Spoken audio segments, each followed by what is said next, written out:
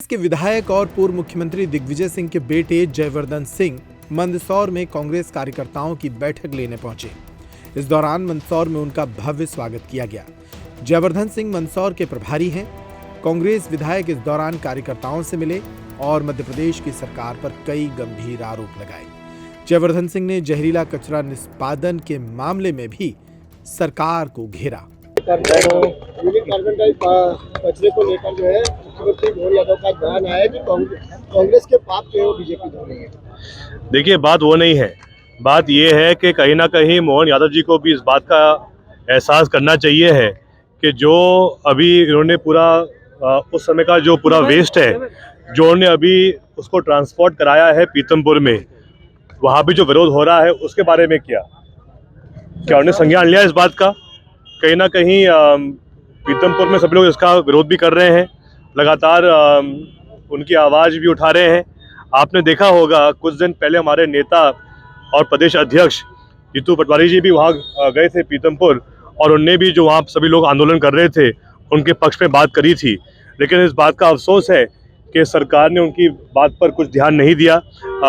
लेकिन अब शायद वहाँ पे वो जो पूरा वेस्ट है वहाँ शिफ्ट हो चुका है। उसके बारे में अभी तक पर्यावरण विभाग से और सीएम साहब से कोई स्पष्ट टिप्पणी नहीं आई है कि उसमें किस प्रकार का वो वेस्ट है, किस प्रकार से उसका डिस्पोजल किया जाएगा, उसमें क्या जो मापदंड होते हैं इस प्रकार के हैजर्डस वेस्ट को लेकर क्या उसका पालन किया गया या नहीं किया गया है, उस पर अभी तक कोई स्पष्ट बात सामने नहीं आई है सरकार की तरफ से। एमपीपीएससी में कैसे श्रवण पत्र दिए गए हैं, छात्रों का विरोध का बावजूद जी अभी भी कहीं ना कहीं अगर हम देखें तो जो हमारे सभी शिक्षित बेरोजगार युवा हैं वो आज भी आंदोलित हैं। लगातार हमारे युवाओं ने इंदौर में बहुत बड़ा प्रदर्शन किया था। अभी कुछ दिन का उनको आश्वासन दिया गया है, लेकिन अब भी जो सरकार का वादा था वो पूरा नहीं हुआ है। अभी लगभग 2-3 हफ्ते पहले सरकार ने पूरे 2025 वर्ष के अंतर्गत जो सरकारी भर्तियां होंगी उसका कैलेंडर निकाला, लेकिन कैलेंडर में तारीख का उल्लेख नहीं किया, तो उसका क्या औचित्य? कहीं ना कहीं हर शिक्षित युवा इंतज़ार कर रहा है कि पीएससी की भर्ती कब होगी, नई परीक्षाएं कब होंगी, और उसके साथ साथ अनेकों वो परीक्षाएं जो पूरी हो चुकी हैं, मेरिट लिस्ट सामने आ चुकी है, लेकिन मेरिट लिस्ट आने के बावजूद आज दिन तक उन युवाओं को जिनको मेरिट में रैंक मिल गई थी उनको नियुक्ति क्यों नहीं मिल पाई है, ये बड़ा प्रश्न है। और इसीलिए कहीं ना कहीं अब ये बात सिद्ध भी हो गई है कि मोहन यादव जी की सरकार और ये भ्रष्ट भाजपा सरकार युवा विरोधी है। एक युवा भी कहीं ना कहीं आज इन लोगों से परेशान है और त्रस्त है। विधानसभा उपाध्यक्ष के लिए जो कांग्रेस ने पत्र भी लिखा है, क्या लगता है क्या? हमारे उप नेता प्रतिपक्ष हेमंत कटारे जी ने इस मुद्दे को उठाया है, और हमेशा एक ये परंपरा रही है कि जो भी सत्ता पक्ष होता है उनको अध्यक्ष का पद मिलता है विधानसभा में और विपक्ष को उपाध्यक्ष का पद दिया जाता है।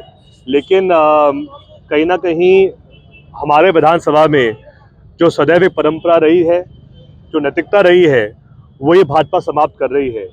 जब उनको पूर्ण बहुमत मिली है तो ऐसा क्या कारण है कि जो उपाध्यक्ष का पद विपक्ष को मिलना चाहिए है, 1 साल पूरा बीत गया है लेकिन आज दिन तक भाजपा ने इस विषय पर कोई निर्णय नहीं लिया है।